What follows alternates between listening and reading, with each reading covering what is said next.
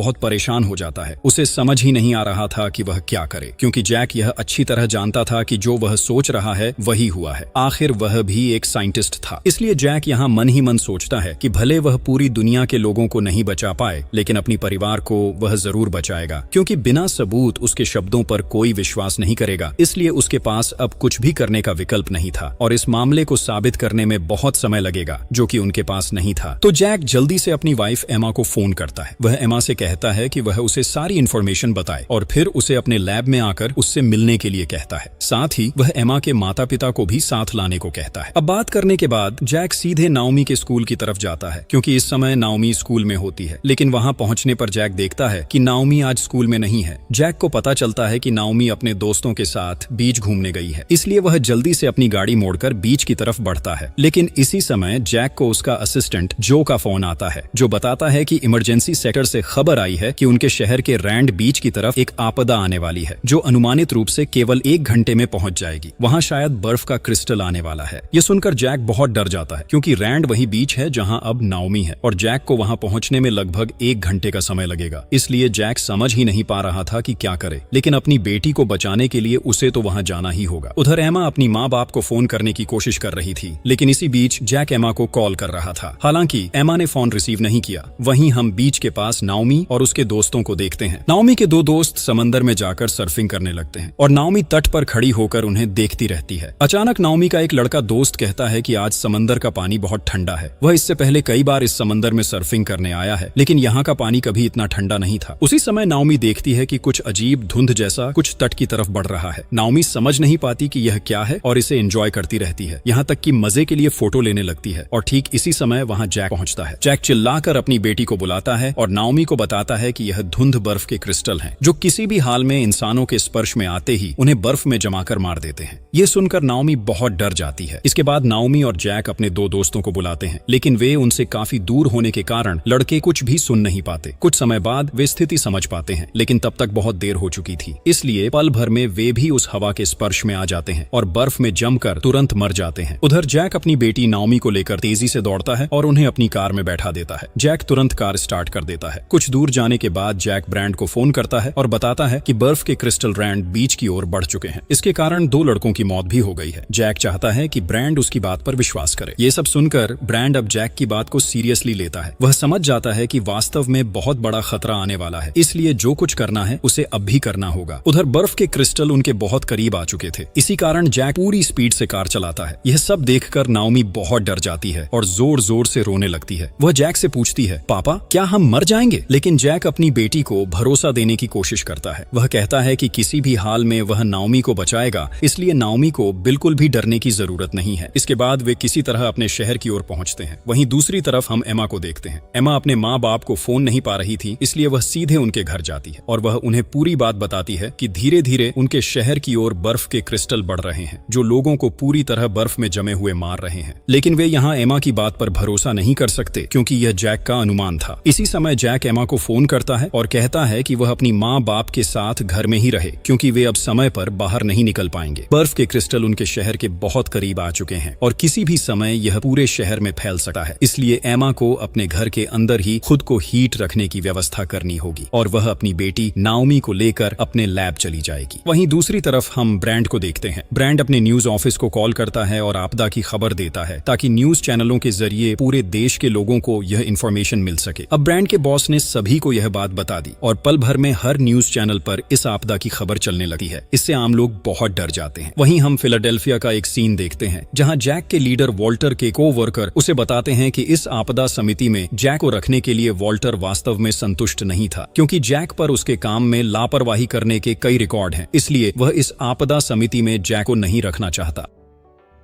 उधर हम जैक के को-वर्कर जो को देखते हैं, जो ने लॉगबुक में मौजूद वजन लेयर की इन्फॉर्मेशन निकाल ली है। ये जानकर जैक जो से कहता है कि जो इन सभी इन्फॉर्मेशन को वॉल्टर तक भेज दो। वहीं दूसरी तरफ पूरे शहर में हड़कंप मच गया है। हर कोई आपदा से निपटने की तैयारी कर रहा है। हर कोई अपनी अपनी जगह से खुद को गर्म रखने के लिए कोशिशें शुरू कर चुका है। धीरे धीरे बर्फ के क्रिस्टल शहर की तरफ बढ़ते हैं और फिर यह इतनी तेजी से चारों तरफ फैलने लगता है कि पल भर में अलग अलग जगहों पर लोग जमकर मरने लगते हैं। कोई भी इंसान अपने आप को हटाने का समय नहीं पा रहा था। घर, सड़क, शॉपिंग मॉल, यहाँ तक कि विभिन्न बार भी पूरी तरह बर्फ में जम जाते हैं और घर के अंदर मौजूद लोग भी जम जाते हैं। उधर एमा अपने घर में अपने माता पिता के साथ टीवी देख रही थी। हर न्यूज चैनल पर बर्फ के क्रिस्टल के बारे में बात की जा रही थी। यहाँ तक कि दिखाया जा रहा था कि कितने लोग इस बर्फ के क्रिस्टल के कारण मर चुके हैं। ये सारी न्यूज देखकर एमा के माता पिता समझ जाते हैं कि जैक ने वास्तव में उन्हें कितनी बड़ी सच्चाई बताई थी। खबरों में वे यह भी देखते हैं कि उनके शहर के कई हिस्सों में तबाही मची हुई है। कुछ शहर इस तरह जमे हुए हैं कि बर्फ के क्रिस्टल के गुजरने के बाद भी वहाँ कोई रिपोर्टर पहुँच नहीं पा रहा। वहीं जैक और नाओमी अब भी अपनी कार में थे। जैक वास्तव में अपनी बेटी को लेकर अपने लैब की तरफ जा रहा था, लेकिन तब तक बर्फ के क्रिस्टल उनके पीछे पीछे आ चुके थे। जैक तेजी से कार चलाकर किसी तरह अपनी कार लैब के सामने पहुंचाता है। लैब के अंदर भी जो अकेले था। जैक और नाओमी को देखकर वह राहत की सांस लेता है। जैक अपनी बेटी को लेकर सीधे लैब के अंदर चला जाता है, लेकिन उसी समय वहां की बिजली चली जाती है, क्योंकि इस लैब का जनरेटर खास तौर पर बनाया गया है जो मौसम के अनुसार खुद को एडजस्ट कर सकता है। अब जो देखता है कि इस बर्फ का तापमान लगभग -90 डिग्री सेल्सियस है। यह देखकर वह पूरी तरह हैरान रह जाता है और नाओमी भी इस बात को विश्वास नहीं कर पा रही थी। जैक फिर से एमा से संपर्क करता है और गलती से भी उन्हें घर से बाहर निकलने से मना करता है। नाओमी यहाँ अपनी माँ से बात करती है और कहती है कि उसे बहुत डर लग रहा है और सबसे ज्यादा डर इस बात से है कि क्या वह अपनी माँ को फिर कभी देख पाएगी या नहीं। लेकिन एमा अपनी बेटी को हिम्मत देने की कोशिश करती है। वह उसे कहती है कि बिल्कुल भी डरने की जरूरत नहीं है, क्योंकि उसके पापा किसी भी हाल में उसे बचाएंगे। ठीक इसी समय फोन का नेटवर्क चला जाता है और फोन कट जाता है। वहीं दूसरी ओर बर्फ के क्रिस्टल एमा के घर के पास आ जाते हैं और ठीक इसी समय किसी ने उनके घर की घंटी बजाई। असल में बर्फ के क्रिस्टल से बचने के लिए कोई उनके घर में अंदर आने चाहता था। एमा तुरंत दरवाजा खोलती है और लड़की को किसी तरह अपने घर की अंदर ले आती है। एमा देखती है कि लड़की पूरी तरह ठंड लगने के कगार पर है, क्योंकि बाहर का तापमान पहले ही बहुत कम हो चुका था। लेकिन लड़की एमा से पूछती रहती है कि उसके माँ बाप और भाई कहाँ हैं। असल में हाइपोथर्मिया के कारण उसका दिमाग सही से काम नहीं कर रहा था, लेकिन एमा उसे बताती है कि वह यहाँ अकेली आई है, उसके साथ कोई और नहीं आया। यह सुनकर लड़की पूरी तरह टूट जाती है, क्योंकि वह समझ ही नहीं पा रही थी कि उसके माँ बाप और भाई शायद बाहर ही मर गए हैं। तब एमा उसे सांत्वना देती है और कहती है, तुम ऐसा क्यों सोच रही हो कि वे मर गए? ऐसा भी हो सकता है कि किसी ने उन्हें बचा लिया हो। अब एमा और उसका परिवार लड़की को गर्म रखने की व्यवस्था करते हैं। एमा के पिता यहाँ निराशा के साथ कहते हैं कि अगर वे इस बात पर पहले ही विश्वास कर लेते तो आज उनकी यह स्थिति नहीं होती। वहीं दूसरी तरफ हम ब्रैंड को देखते हैं। ब्रैंड अपने बॉस से संपर्क करता है और बताता है कि वह अब एक आश्रय केंद्र में है, जहां उसके साथ और 300 लोग मौजूद हैं। जब ब्रैंड के बॉस उससे मृतकों की संख्या पूछते हैं तो ब्रैंड बताता है कि अब तक बहुत से लोग मर चुके हैं और समय के साथ मृतकों की संख्या लगातार बढ़ती जा रही है। धीरे धीरे रात हो जाती है। नाओमी अपने पापा से पूछती है कि यह सब और कितने समय तक चलेगा, लेकिन जैक नाओमी को बताता है कि जब तक वजन लेयर को बंद नहीं किया जाता तब तक कुछ भी ठीक नहीं होगा। इसके बाद यह पता चलता है कि जैक के पास वजन लेयर बंद करने की एक योजना है, लेकिन इस योजना में सफल होने के लिए उसे अपने लीडर वॉल्टर की मदद की जरूरत है। इसलिए जैक वॉल्टर से मदद प्लान करता है, लेकिन वॉल्टर उसे कहता है कि अब इन सब चीजों को करने की कोई जरूरत नहीं है, क्योंकि उन्होंने पहले ही वजन लेयर बंद करने का काम शुरू कर दिया है।